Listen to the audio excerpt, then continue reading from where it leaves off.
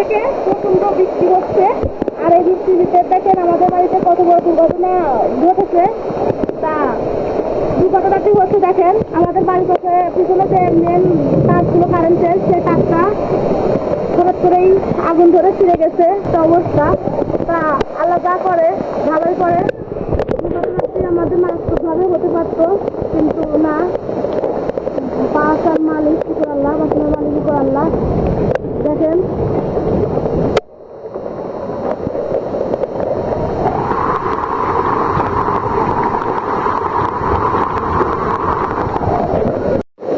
আর যে মেন তারটা ছিঁড়েছে সেটা দেখেন এই